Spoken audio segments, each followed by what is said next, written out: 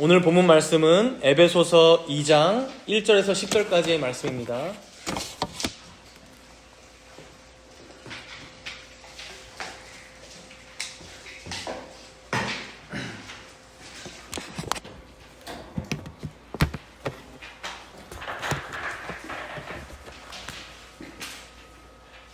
에베소서 2장 1절에서 10절 말씀입니다. 신약성경 310페이지에 있습니다. 제가 봉독하도록 하겠습니다. 그는 허물과 죄로 죽었던 너희를 살리셨도다. 그때의 너희는 그 가운데서 행하여 이 세상 풍조를 따르고 공중의 권세 잡은 자를 따랐으니 곧 지금 불순종의 아들들 가운데서 역사하는 영이라. 전에는 우리도 다 그 가운데서 우리 육체의 욕심을 따라 지내며 육체와 마음에 원하는 것을 하여 다른 이들과 같이 본질상 진노의 자녀이었더니 긍휼이 풍성하신 하나님이 우리를 사랑하신 그 큰 사랑을 인하여 허물로 죽은 우리를 그리스도와 함께 살리셨고 너희는 은혜로 구원을 받은 것이라. 또 함께 일으키사 그리스도 예수 안에서 함께 하늘에 앉히시니 이는 그리스도 예수 안에서 우리에게 자비하심으로써 그 은혜의 지극히 풍성함을 오는 여러 세대에 나타내려 하심이라. 너희는 그 은혜에 의하여 믿음으로 말미암아 구원을 받았으니 이것은 너희에게서 난 것이 아니요 하나님의 선물이라. 행위에서 난 것이 아니니 이는 누구든지 자랑하지 못하게 함이라. 우리는 그가 만드신 바라 그리스도 예수 안에서 선한 일을 위하여 지으심을 받은 자니 이 일은 하나님이 전에 예비하사 우리로 그 가운데서 행하게 하려 하심이니라. 아멘. 오늘부터 에베소서 2장 말씀으로 들어갑니다. 오늘 함께 나눌 말씀의 제목은 허물과 죄로 죽었던 입니다. 지난주에 우리는 에베소서 1장 후반부 말씀을 통해서 바울의 간절한 기도를 함께 살펴봤습니다. 15절부터 23절의 말씀이었죠. 소제목에도 바울의 기도라고 나와 있습니다. 이 내용을 보면 바울이 감옥에서 에베소 성도들을 위해 기도한 제목들이 나오죠. 너희 마음의 눈을 밝히사 그의 부르심의 소망이 무엇인지, 그 기업의 영광의 풍성함이 무엇인지, 그리고 무엇보다도 하나님의 지극히 크신 능력이 어떠한 것인지를 너희로 알게 하시기를 구하노라. 이렇게 기도했습니다. 그러나 문제는 무엇입니까? 그렇게 바울이 간절히 바라며 기도하고 또 그 기도의 제목을 우리도 믿음으로 받아서 우리 또한 소원하지만 그게 우리 안에서 잘 안 된다는 게 우리의 처지입니다. 도통 이해가 잘 되지 않습니다. 하나님의 구원이 그렇게 큰 건지, 우리에게 그렇게 깊은 의미인지 어느 정도 우리도 배워서 동의는 하는데 바울이 감옥에서 이렇게 첫 번째 우선순위로 기도할 기도의 제목인가? 내 모습이 이 바울의 기도와 너무 격차가 나다 보니까 바람만큼 잘 내 모습이 따라주질 않으니까 이런 발칙한 생각들까지 드는 게 우리의 문제이죠. 그런 의미에서 오늘 우리가 읽은 이 에베소서 2장의 말씀, 1절에서 특별히 1절에서 10절의 말씀은 바로 이런 우리들에게 하나님의 구원의 깊이가 얼마나 깊은 것인지, 그 은혜가 얼마나 큰 것인지를 우리에게 명확히 알려줍니다.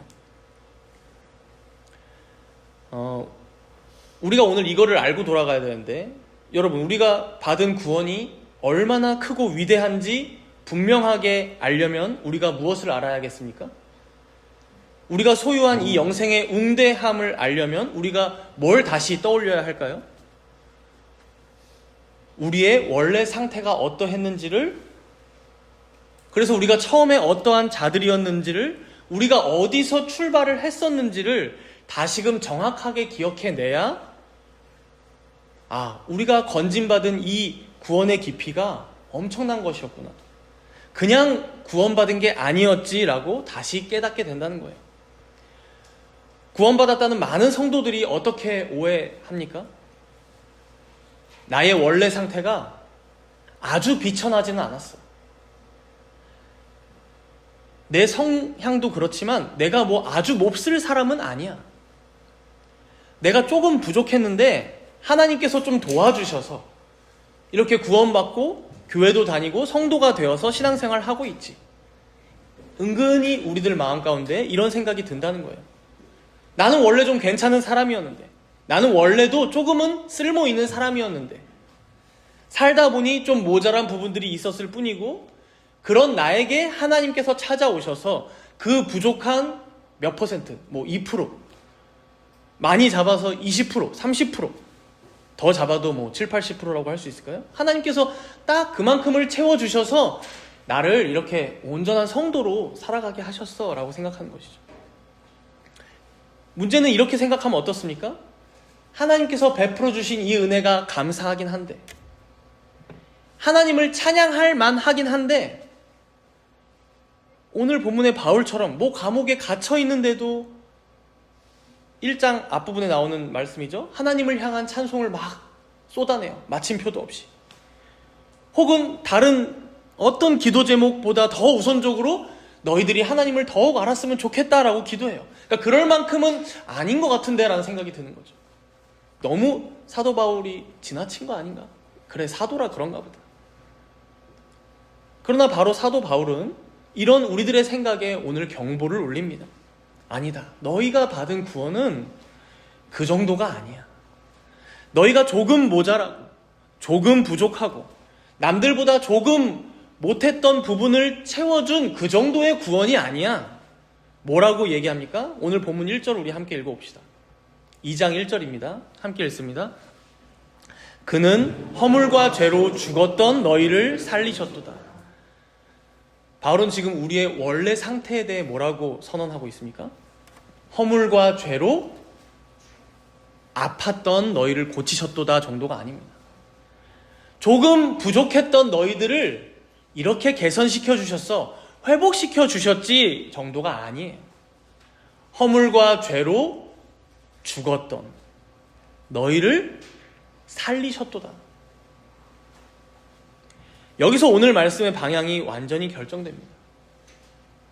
여러분, 죽은 나사로를 명의가 가서 치료해준다고 무덤에서 걸어 나올 수 있었을까요? 예수님께서 살리셨기 때문에 그가 무덤 밖으로 걸어 나오는 것입니다.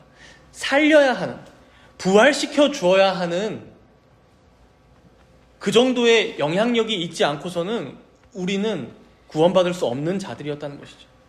그래서 오늘 본문 이 에베소서 2장의 말씀은 우리들의 삶을 조금 개선시켜 주신 하나님의 은혜를 얘기하는 게 아닙니다. 조금 망가져 있던 걸 고치셨다는 회복의 이야기도 아닙니다. 이 말씀은 철저한 부활의 이야기입니다. 부활. 즉 구원은 하나님께서 우리를 조금 도와주셨다가 아니라 완전히 죽었던 나를 살리신 부활의 사건입니다. 오늘 우리는 이 본문의 흐름을 따라서 세 가지 부분으로 나눠서 말씀을 살펴볼 겁니다. 먼저 첫 번째로 1절에서 3절 말씀을 첫 번째로 볼 텐데, 이 부분을 보면 우리가 어떤 상태에 있었는지에 대해서 나옵니다. 우리가 어떤 상태에 있었는지, 그러니까 우리가 원래 어떤 상태였는지에 대해서 말해주고요. 두 번째로는 4절에서 7절 말씀을 보면 그럼 그런 우리들에게 하나님께서 무엇을 하셨는지 에 대해서 나오고, 그리고 마지막 세 번째 부분이 마지막 8절에서 10절 말씀인데, 그래서 우리는 무엇이 되었는지까지 우리가 살펴보도록 하겠습니다. 그래서 우리는 무엇이 되었는지, 이제 무엇이 되었는지는 이따가 살펴보겠죠. 그래서 이 세 가지 말씀의 흐름을 통해서 우리가 받은 구원의 은혜가 얼마나 깊은 것인지, 넓고 높고 놀라운 것인지 우리가 함께 나누고자 합니다. 그럼 첫 번째로 1절에서 3절 말씀을 볼 텐데, 바울은 우리가 구원받기 전에 어떤 상태였는지를 아주 적나라하고 냉정하게 진단합니다. 보통 우리가 이 부분을 교리로 배울 때 여러분들 들어보셨을 거예요. 전적 타락의 교리라고 우리가 배웁니다. 전적 타락의 교리. 그럼 여기서 전적으로 타락했다. 이 전적이란 말이 뭡니까? 이게 조금 한문이라 어려운데 영어로 토탈이에요. 토탈. 그러니까 인간의 모든 부분이 타락하여서 그 자신에게는 어떤 희망도, 어떤 스스로 구원할 수 있는 능력도 없다라는 의미의 전적 타락의 교리입니다. 여기 본문 1절에서 3절을 보면 이제 이 내용을 세 가지로 정리해서 알려주는 거예요. 먼저 첫 번째 선언인데, 방금 1절에서 읽었다시피 허물과 죄로 죽었던 너희를, 여러분, 이거는 육체적으로 죽었다는 게 아니잖아요. 우리 살아있잖아요, 지금. 이거는 너희가 구원받기 전에는 영적으로 죽어 있었다. 즉 영적인 죽음의 상태를 알려주는 말씀입니다. 이 1절의 말씀. 허물과 죄로 죽었던 너희를 영적인 죽음의 상태. 우리가 여기서 이 죽었던 이 죽음의 무게를 가볍게 여기면 안 됩니다. 살다 보니 좀 힘이 빠졌다, 영적으로 좀 병들고 약해졌다 정도가 아닙니다. 심지어 숨이 꼴깍꼴깍 넘어갈 정도의 상태, 그러니까 중환자실에 누워있는 상태로도 얘기하시는 게 아니에요. 중환자실에만 누워있어도 여러분 의식이 있잖아요. 지금 이건 의식이 아예 없는 거예요. 죽었어요. 생명이 완전히 끊어진 완벽한 시체였다는 의미예요. 시체는 어떻습니까? 절대로 스스로 일어날 수가 없습니다. 썩어가는 게 당연합니다. 옆에서 아무리 좋은 음악을 틀어줘도 귀로도 듣지 못합니다. 맛있는 걸 입에 넣어줘도 전혀 느끼지 못합니다. 즉 영적으로 죽었다라는 것은 스스로 하나님을 찾을 의지도 없고, 의지가 발현될 게 없어요. 죽어 있으니까. 스스로 회개하고자 하지도 않아요. 회개할 수도 없고, 그리고 스스로 단 1mm도 선을 향해 나아갈 수도 없는 철저한, 전적, 토탈 무능력 상태임을 말씀하는 것입니다. 그러니까 우리의 이 육신, 이 몸뚱아리는 숨을 쉬고 걸어다니고 살아가기도 한데 그가 스스로 하나님을 선택할 수 있는 가능성은 단 1%도 없다. 0이다, 0. 완벽한 절망의 상태를 의미합니다. 그래서 옆에서 아무리 예수님을 전하더라도, 복음을 알려준다 해도, 그 누가 알려준다고 해도, 심지어 교회를 데려와서 어떻게든 신자를 만들고자 해도 알아듣지 못한다. 모른다. 죽었다라는 거예요. 영적으로 죽었다. 이제 여기에 2절 말씀이 보충되고 가미가 됩니다. 이제 두 번째로 이 죄인의 상태를 이렇게 설명합니다. 우리 오늘 본문 2절 함께 읽도록 하겠습니다. 2절입니다. 그때에 너희는 그 가운데서 행하여 이 세상 풍조를 따르고 공중의 권세 잡은 자를 따랐으니 곧 지금 불순종의 아들들 가운데서 역사하는 영이라. 여기서 지금 말하죠. 영적으로 죽었고 몸은 살아서 걸어다녀요. 근데 뭐에 이끌려 다닌다고 합니까? 이 세상 풍조를 따릅니다. 공중의 권세 잡은 자를 따릅니다. 즉 이거를 우리는 악한 세력의 지배를 받는 상태라고 기억하시면 될 것 같아요. 악한 세력의 지배를 받는 상태. 지금도 세상의 많은 사람들은 자신이 굉장히 자유로운 상태라고 생각해요. 내가 내 인생의 주인이고 내가 내 마음대로 내 인생을 설계하며 살 수 있다고 생각해요. 그러나 실상은 어떻다는 거예요? 눈에 보이지 않지만 세상의 풍조들에 이끌려 다닙니다. 그래서 에베소 사람들도 그토록 부적을 찾고 마술책을 집에다 쟁여놓은 이유가 당시 그 사탄의 권세, 악한 영들이 두려워서 그랬거든요. 그것들에 철저히 목줄이 묶인 채 끌려다니는 영적인 노예 상태이다 라는 거예요. 자신들은 몰라요. 자신들이 자유로운 줄 알죠. 그럼 여기서 어떤 분들은 마음속에 이런 의문이 드실 수도 있어요. 아니 세상에 보면 예수님 안 믿어도 나보다 훨씬 더 착하게 사는 사람들 많고 나보다도 선을 잘 베푸는 사람들이 많은데, 아니 오히려 교회 다니는 성도들보다 법 없이 살 사람들이 세상에 더 많은 것 같은데 그럼 그 사람들이 다 악한 영에 끌려다닌다는 거예요? 이렇게 의문이 들죠.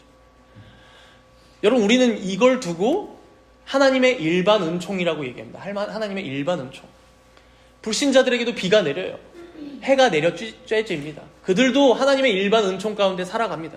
그래서 그들의 죄를 억제해 주시고 그들에게도 양심과 도덕을 남겨주셔서 여전히 세상에는 아름다운 문화도 있고 그리고 선행을 베풀며 살아가기도 합니다. 불신자들도. 그래서 정말 불신자들 중에도 본을 받을 만한, 존경할 만한 인물들이 분명히 있습니다. 그러나 오늘 이 말씀에서 그가 영적으로 죽었다, 그들이 악한 세력의 지배를 받는다라고 하는 것은 생명의 근원이신 하나님 앞에서 그 죄인이 완전히 죽은 상태이기에 하나님을 기쁘시게 할 수도, 구원에 이를 만큼 참된 선을 행할 능력도, 그렇게 하나님을 찾을 의지도, 그리고 그 하나님을 알만한 지식도 없는 전적으로 완전히 타락한 죄인이다. 그 비참한 실상을 고발하는 것입니다. 여기서 우리가 하나 또 짚고 넘어갈 부분이 있어요. 어떤 분들은 또 이렇게 생각합니다. 그럼 나는 영적으로 죽었던 데다가 악한 영의 지배까지 받았으니 결국 누구의 탓이에요? 악한 영들이 문제네. 사단이 문제지 내가 문제야? 그죠? 사단 마귀가 나를 질질 끌고 다니면서 죄를 짓게 해서 문제지 내 탓이 아니네. 이제 화살을 외부로 돌리는 거예요. 핑계 대는 거죠. 그러나 여러분, 창세기 3장의 에덴 동산을 생각해 보십시오. 물론 아담과 우리가 똑같은 처지는 아니에요. 그때 아담이랑 우리랑은 완전 수준이 다릅니다. 그럼에도 어떻습니까? 아담에게 뱀이 강제로 선악을 알게 하는 그 열매를 먹이진 않았습니다. 하와의 입을 벌리고 뱀이 집어넣어 준 것은 아니에요. 사단은 덫을 놓았고 아담과 하와는 그 덫을 물었던 것이죠. 본인들의 의지로. 그리고 심지어 자신들이 그 죄에 빠진 걸 알면서도 어떻게 해요? 계속해서 그 죄로 파고듭니다. 계속해서 자신들이 기꺼이 그 죄 아래로, 그 악의 구렁텅이 아래로 더 깊이 빠져듭니다. 그래서 오늘 2절 말씀에 보면 이 죄인들을 뭐라고 표현해요? 불순종의 아들들이다 라고 합니다. 불순종의 아들들. 하나님의 뜻에 순종하려 하지 않고 항상 불순종하는 쪽으로, 언제나 악한 생각과 말과 행동을 하는 쪽으로 기울어져서 판단하고 행동하며 따라간다. 이 비참한 처지를 말씀하는 거예요. 그래서 이제 3절에 이렇게 최종 판결이 나옵니다. 이제 죄인의 세 번째 상태입니다. 우리 3절 말씀 함께 읽어봅시다. 3절 말씀 함께 읽습니다. 전에는 우리도 다 그 가운데서 우리 육체의 욕심을 따라 지내며 육체와 마음에 원하는 것을 하여 다른 이들과 같이 본질상 진노의 자녀이었더니. 지금 정확히 3절에서 말씀하죠. 다른 누구의 탓이 아니라 육체의 욕심을 따라 지낸 게 누구야? 육체와 마음에 원하는 것을 한 게 누구야? 바로 그 죄인, 그 자신에게 책임이 있다. 이걸 우리는 죄의 책임, 죄책이라고 합니다. 죄책. 결국 이들은 어떤 판결을 받습니까?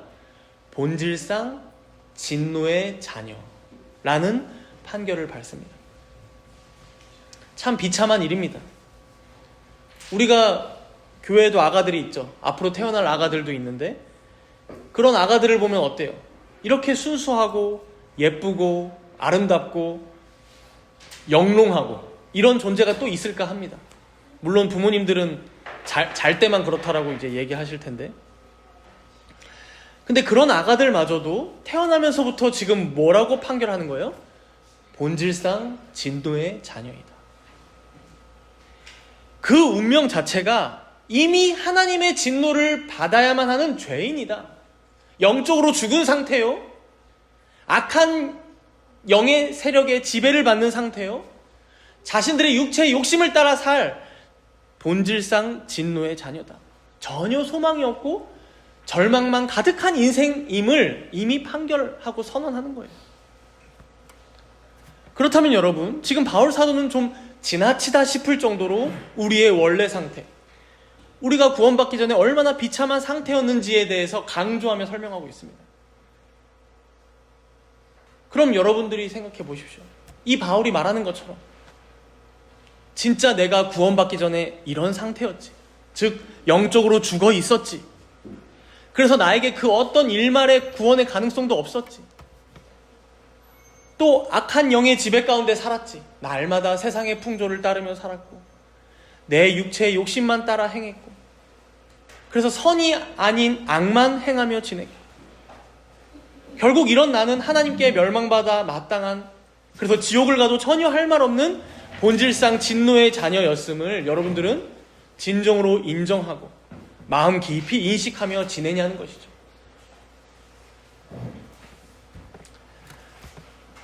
우리가 신앙생활 하면서 때때로 은혜가 메마릅니다. 이건 하나님 문제가 아니죠. 때때로 구원의 감격이 시들해지는 것 같아요. 그럴 때 가장 큰 이유가 여러분들 뭐라고 생각하십니까? 우리는 자꾸 나 스스로를 하나님 앞에 선 자로 생각하지 않고, 그러니까 하나님 앞에 살아가는 자로 서 있지를 않고 자꾸 옆 사람들과 비교를 합니다. 예를 들어볼까요? 그래도 내가 저 사람보다는 나은 것 같다. 저 사람은 맨날 주일 예배 빠지기도 하고 헌금도 제대로 안 하고 예수님도 제대로 믿지 않는 것 같은데 저 사람보다는 내가 낫지. 사회 나가서도 어때요? 교회 다니는 사람들 사회도 있잖아요. 그럼 내가 저 사람들보다는 죄를 안 짓고 살지. 세상 사람들을 보면서도 그렇죠. 불신자를 보면서. 그래, 내가 세상 사람들 맨날 술 마시고 그렇게 막 흥청망청 사는 것보다야 내가 더 낫네. 이렇게 스스로 얻을 위안을 다 얻어요. 그리고 교회 와서 하나님의 은혜에 대한 얘기를 들으면 어때요? 이미 받을 위로를 스스로 다 받아놨어요. 세상 사람들과 비교하면서 은근한 우월감 속에. 내가 날 봐도 맨날 죄만 짓고 사는 것 같지만 그러면서 은근히 내 마음속에서 나보다 못한 사람들을 내 밑에 까는 거예요. 맨 밑에 세상의 불신자들을 쫙 깔아놓고, 그리고 그 위에 교회는 다니지만 거의 예배 나오지 않는 가난한 교인들을 싹 깔아놓고, 또 그 위에 함께 신앙생활 하지만 나보다 열심히 없는 사람들을 쫙 깔아놓고, 그리고 그 위에 내가 딱 앉아있는 거예요. 그러니 여러분, 하나님께서 나를 구원해 주셨다라고 할 때 그 구원의 은혜가 어떻게 다가옵니까? 이런 사람들에게 나보다 못한 사람들이 수두룩 빽빽인데 하나님께서 베푸신 구원이 완전히 죽어있던 나를, 아무 가능성도 없던 나를, 지금 당장 지옥에 떨어져도 시원찮을 나를 구원하신 게 아니라 저들보다 더 나은 나를, 저들보다 그나마 더 가능성이 있는 나를 구원해 주신 것인데 그게 그렇게 크게 감사하겠습니까? 저들보단 내가 나은데. 여러분, 성경은 결코 사람끼리 비교하지 않습니다. 사람 간에 차등을 둬서 저들보다 너희들이 낫고 이런 말을 하질 않아요. 성경은 인간의 도덕적인 기준으로 서로 간에 점수를 매기지 않습니다. 그렇게 정죄하거나 비난하라고 하지 않습니다. 오히려 온 만물을 창조하신 그 창조주 앞에 아무 흠 없고 아무 티 없으신 거룩하시고 공의로우신 하나님 앞에 모든 인류를 세워놓습니다. 그리고 거기에 나도 있습니다. 그 하나님 앞에 여러분 자신을 오늘 한번 비춰보십시오. 그 말씀 앞에 여러분들 정직하게 서 보십시오. 하나님 앞에서 단 한 개라도 내세울 게 있으십니까? 조금이라도 제가 살아 있었죠 라고 말씀하실 수 있으십니까? 내가 남들보다 잘한 거 자랑할 게 있으십니까?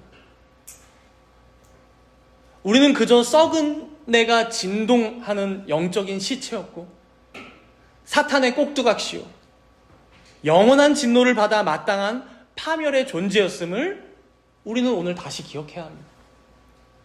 바로 이 지점이 우리의 시작점이 되어야 합니다. 우리의 시작점.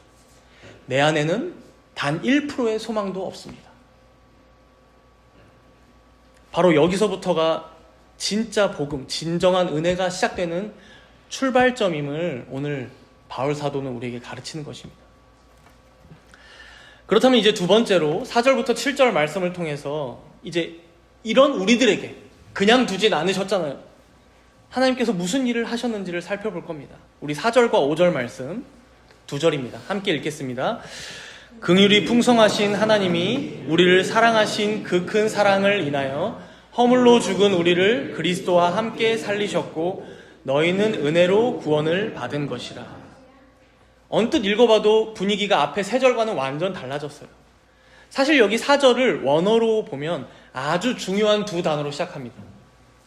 우리가 보는 개역개정 성경엔 빠져 있는데 4절 맨 앞에 보면 그러나 하나님이 라고 되어 있어요. 그러나 하나님이. 사실 하나님이는 나오는데 그러나가 빠져서 어감이 안 살죠. 그래서 다른 영어 성경이나 다른 한글 성경 번역본에 보면 이제 but God으로 시작한다거나 그러나 하나님이라고 다 시작합니다. 흐름상 어떤 의미예요?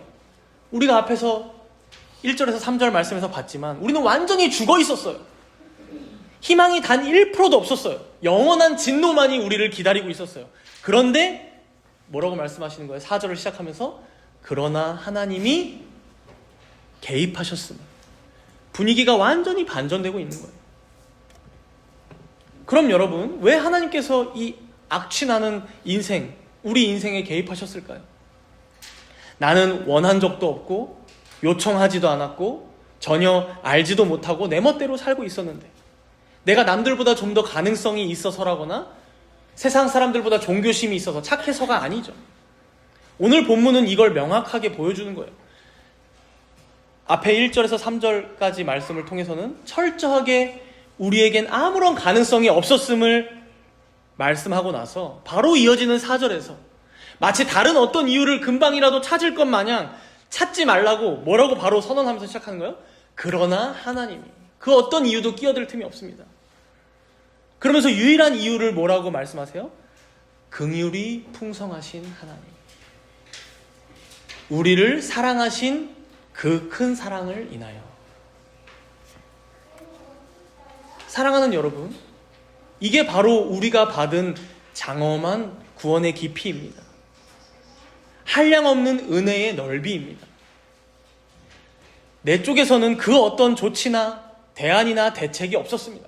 그러나 하나님 편에서는 이 자격 없는 자를 향해 일방적으로 쏟아 부으시는 측량할 수 없는 긍휼과 사랑이 있었음을 오늘 본문은 말씀합니다. 그래서 그 엄청난 사랑이 시체와 같은 우리에게 무슨 일을 하셨다고 합니까? 시체였던 우리에게 이제 5절과 6절 두 절을 보시면 세 가지로 말씀해주고 계세요. 5절과 6절에 보시면 먼저 5절에 보면 허물로 죽은 우리를 그리스도와 함께 살리셨고 라고 합니다. 그리스도와 함께 살리셨고. 이어서 6절에 보시면 또 함께 일으키사. 두 번째 나오죠. 두 번째가. 그리고 세 번째 6절 끝에를 보시면 그리스도 예수 안에서 함께 하늘에 앉히시니.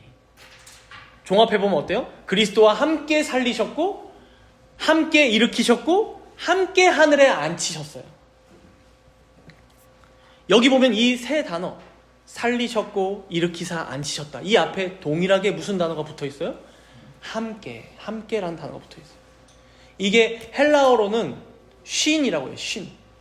그래서 이제 이게 영어로 가서 여러분들 아실 거예요. 싱크. 그래서 동시에 함께라는 의미가 된 거예요. 그래서 요즘 핸드폰이나 클라우드 사용할 때 우리가 뭐라고 얘기해요? 동기화 잘 됐어? 이제 싱크가 잘 됐어? 얘기하죠. 저기서 쓰는 기능을 여기서도 똑같이 쓰고 싶어서 정보를 똑같이 맞추는 걸 싱크라고 해요. 마찬가지예요.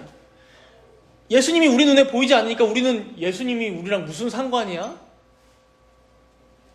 당장 물리적으로는 완전히 떨어져 있다 보니까 예수님은 2000년 전에 오셨고 나는 지금 여기 있고 예수님은 지금 우리 눈에 보이지 않고 하늘 보자 우편에 앉아 계신다는데 근데 오늘 본문에 바울은 뭐라고 말씀하는 거예요? 마치 그 예수님과 우리가 싱크 함께 동기화가 정확하게 되어서 하나님께서 예수님을 살리실 때 죽으셨던 그 예수님을 살리셨을 때 우리도 함께 살아났다는 거예요. 하나님께서 무덤에 계셨던 그 예수님을 일으키셨을 때 영적으로 완벽한 시체였던 우리 또한 그 예수님과 영적으로 신비하게 완전히 동기화되어서 함께 생명으로 살아났다, 일어났다라는 거예요. 그리고 그가 사망 권세를 깨트리시고 승천하셔서 저 하늘 보좌 우편에 앉으실 때 사탄의 노예로 악한 영의 지배를 받았던 우리가 더 이상 그 죄의 노예로 사탄의 노예로 살아가는 게 아니라 우리 또한 그분과 완벽하게 동기화되어서 함께 그 하늘 보좌에 앉히셨다라는 거예요. 그래서 이걸 우리는 신학적 용어로 그리스도와 연합되었다. 그리스도와 하나 되었다라고 표현하는 것이죠. 그리스도와의 연합, 함께. 여기서 우리가 잊지 말아야 할 게 있습니다. 우리는 이런 말을 들으면 그래서 내가 다시 살았구나. 내가 구원받았고 내가 하늘 보좌 우편에 예수님과 함께 앉고 그렇게 영원히 산다는 거구나. 그러니까 맞는 말인데 대충, 그러니까 지금 이게 당장 내 실존으로 받아들여지지가 않는 거예요. 지금 내가 그러한 상태라는 것을 잘 체감하지 못하고 살아간다는 것이죠. 그래서일까 오늘 본문에 바울 사도가 사용하는 이 단어들의 원어의 시제를 보면 좀 어렵지만 이 살리셨고 일으키셨고 앉히셨다, 이 세 동사가 전부 부정과거 시제예요. 이게 무슨 말이냐면 과거에 일어난 일이 지금까지도 영향력을 계속해서 미친다. 그래서 단순히 이건 언젠가 우리한테 일어날 일이야 정도의 의미가 아니라는 거예요. 이미 우리에게 일어난 일이요, 완전히 종결된 사건이요, 다 이루셔서 지금 우리가 누리고 있는 현재의 위치요, 현재의 지위임을 말씀하는 겁니다. 그렇게 여러분, 우리들의 진짜 문제가 무엇입니까? 지난주에는 우리가 이미 받은 구원의 그 신령한 복들을 보지 못하는 이 영적인 눈이 감긴 게 문제라고 했었죠. 그래서 바울이 기도했죠. 영적인 눈을 밝혀달라고. 오늘도 비슷합니다. 결국 여기 5절과 6절에서 알려주고 있는 진짜 우리들의 이 영광스러운 위치, 우리들에게 이미 주어진 이 신분이 무엇인지를 잊고 살아가는 게 문제예요. 잊고 살아가는 게. 여전히 내가 공중의 권세 잡은 저 악한 영들에게 끌려다니는 자라고 생각하는 거예요. 그러니 세상에 나가서 돈의 위력 앞에서, 어떤 질병의 이름들 앞에서, 수많은 권력자들 앞에서 저들은 거인이고 저들 앞에 서는 나는 메뚜기와 같습니다. 마치 이스라엘 백성들처럼 두렵고 떨기만 하는 것입니다. 그래서 에베소의 시민들은 어땠어요? 부적을 손에 쥐고 마술책을 달달 외우며 살았던 거예요. 그 악한 영들의 세력이 너무 무서워서. 그러나 여러분, 오늘 말씀은 무엇라 말씀합니까? 아니다. 하나님께서 이미 너희를 예수와 함께 살리셨어. 뿐만 아니라 그 모든 세상 권세들, 그 사단의 권세들보다 더 높은, 가장 영광스럽고 가장 안전하고, 그래서 예수와 함께 다스리는 그 보좌에 너희를 이미 앉히셨어 라고 말씀해 주시는 거예요. 결국 진짜 성도의 문제는 무엇입니까? 우리가 앞에 첫 번째 내용과 두 번째 내용을 잘 기억해 봐야겠죠. 먼저는 내가 원래 어느 자리에 있었는지를 잊어버렸다는 것에 있어요. 그러니 내가 받은 구원이 그렇게 큰 감격이 아니에요. 그래서 끊임없이 비교하면서 내 안에 어떤 나의 자격, 나의 가능성을 찾으려 하죠. 그러니 은혜가 됩니까? 또 그런 불가능의 자리였지만 이제는 나를 예수와 함께 살리시고 일으키시고 하늘 보좌 우편에 예수와 함께 앉히셨다는데 그걸 또 잊어버리고 살아요. 그러니까 둘 다 문제죠. 둘 다 모른다는 게. 내가 예전에 원래 어떠한 자리에 있었는지를 잊어버린 거예요. 그러나 하나님께서 그런 나를 얼마나 영광스럽고 명예로운 자로 살리시고 앉히시고 세우셨는지를 잊어버린 거예요. 그러니 이 구원의 은혜가 얼마나 큰지를 가늠하지 못하고 살아간다는 것입니다. 여러분, 오늘 말씀을 통해 이 두 위치, 나의 원래의 상태, 그러나 하나님께서 다시 높이 올려주신 이 위치를 분명하게 기억하시기 바랍니다. 이 두 위치를 기억하시며 다시금 구원의 감격을 회복하시기 바랍니다. 이제 오늘 본문은 우리에게 이렇게 결론을 내줍니다. 우리 본문 8절과 9절 말씀을 함께 읽어보겠습니다. 8절과 9절 말씀입니다. 함께 읽습니다. 너희는 그 은혜에 의하여 믿음으로 말미암아 구원을 받았으니 이것은 너희에게서 난 것이 아니요 하나님의 선물이라. 행위에서 난 것이 아니니 이는 누구든지 자랑하지 못하게 함이라. 여기서 바울은 우리가 받는 구원의 성격을 명확하게 알려줍니다. 구원은 철저히 하나님의 선물이라는 거예요. 결코 내가 노력해서 얻어낸 결과물도 아니고 노력할 수도 없지만 내 힘으로 유지하거나 갱신하는 계약서도 아니라는 거예요. 그래서 무려 2번이나 반복하면서 뭐라고 말씀해요? 이것은 너희에게서 난 것이 아니다. 이것은 우리의 어떤 행위에서 난 것이 아니다. 그리고 그렇기 때문에 9절 마지막에 뭐라고 말씀해요? 이는 누구든지 자랑하지 못하게 함이라. 자랑하지 못하게 함이라. 근데 여러분, 이게 참 힘들어요. 제가 그렇게 나이도 많지 않고 여러분 또래입니다. 그죠? 목회를 오래 해오지도 않았지만 다른 선배들에 비해서, 그럼에도 지금까지 경험을 생각해보면 성도들이 항상 걸려 넘어지는 부분이 있어요. 종종 상담도 하고 또 고민이 있다고 할 때 어떤 조언도 해줄 때가 있는데, 보통 이게 반복되는 패턴 같기도 합니다.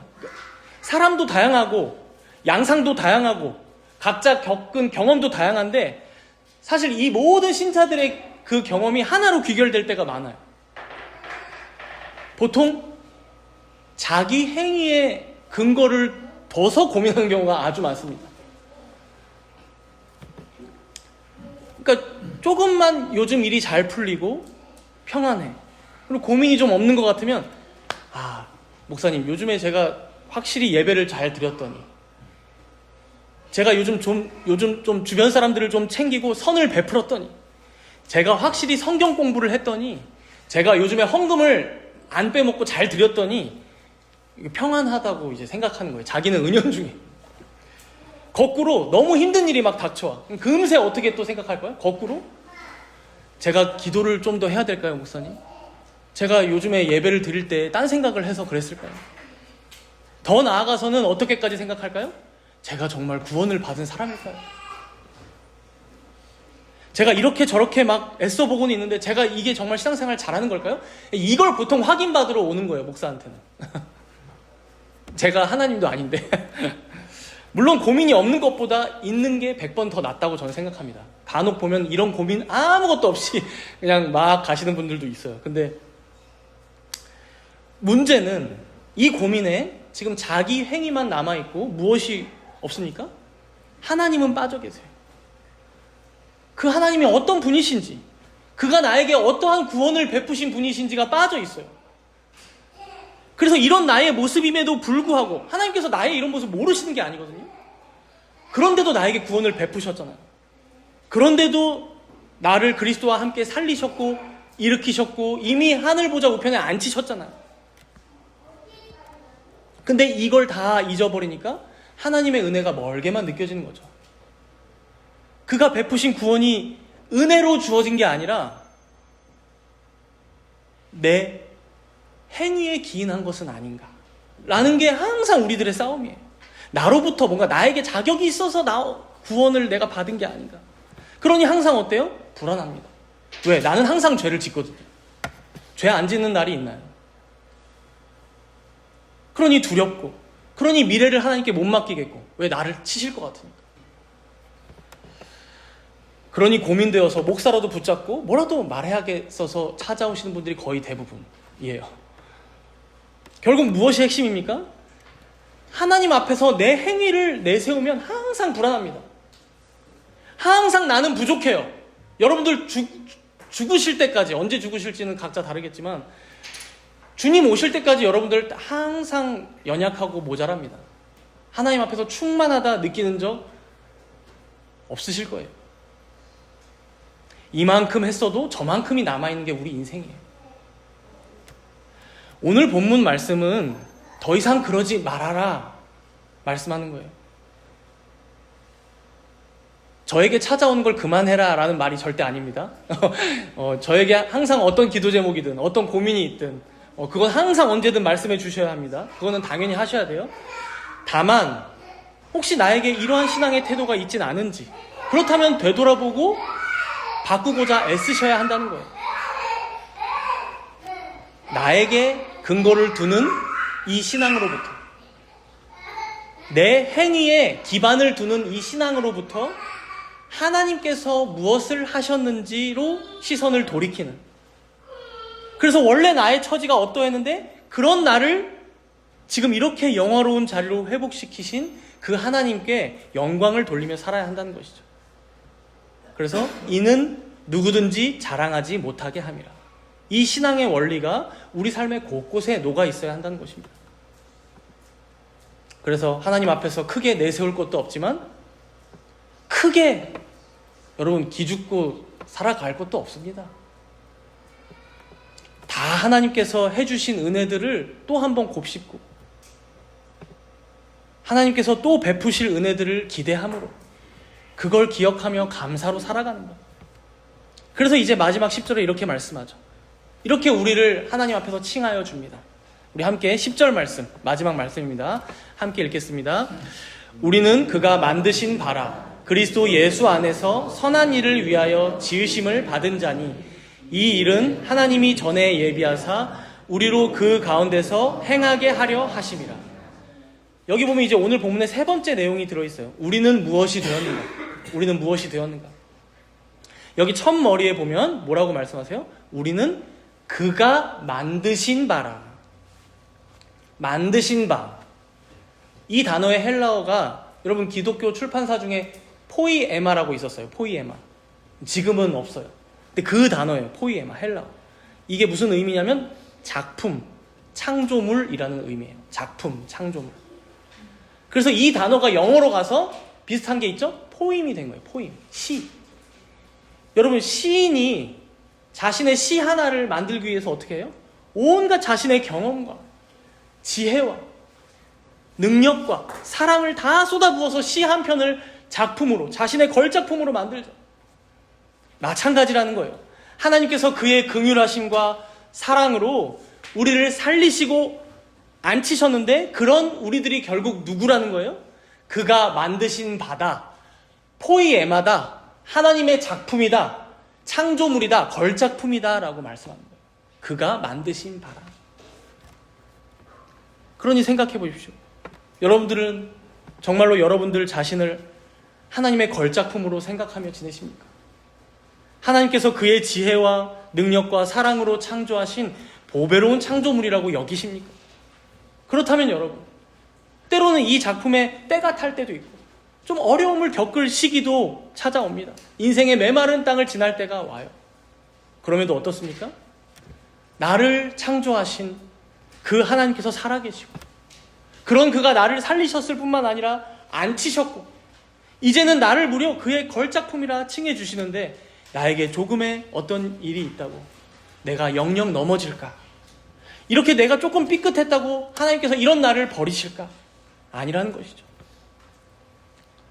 오늘 스스로에게 질문을 해보십시오. 지금 여러분은 어떤 시선으로 여러분 자신을, 나 자신을 보고 계십니까? 늘 실패하고 주저앉는 과거의 초라한 나로 보십니까? 아니면 하나님께서 그리스도의 핏값으로 새롭게 살려내신 부활의 걸작품으로 그분의 최고의 명작으로 여기고 계십니까?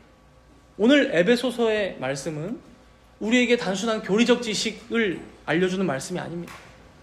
세상 속에서 쪼그라들고 무너져 있던 우리의 영적인 정체성을 가장 영광스럽게 다시 세워주는 생명의 말씀입니다.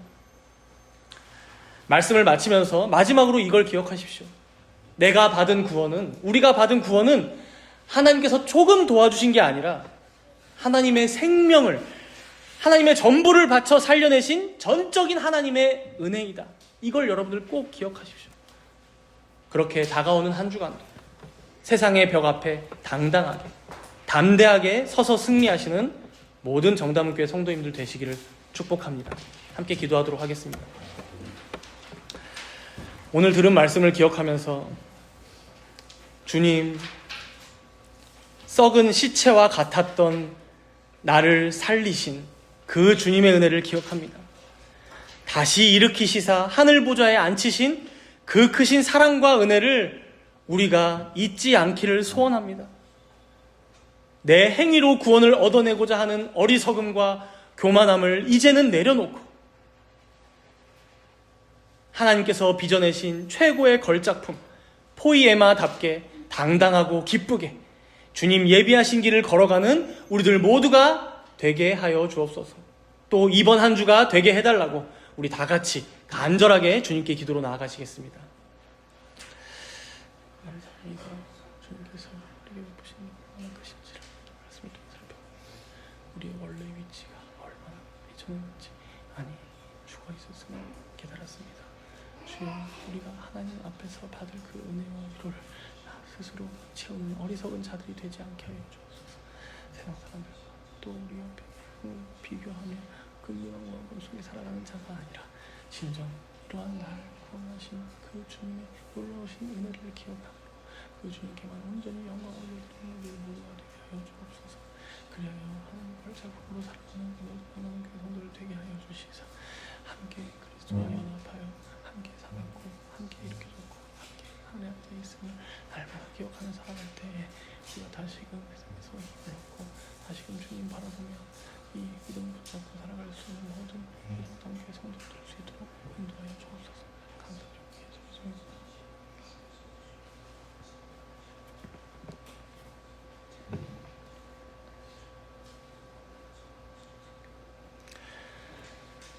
하나님 아버지, 허물과 죄로 죽었던 우리를, 진노의 자녀였던 우리를 주님의 그 크신 긍휼과 사랑으로 구원하사 살리시고 일으키시고 하늘 보좌 우편에 함께 앉혀주시니 진정 감사를 드립니다.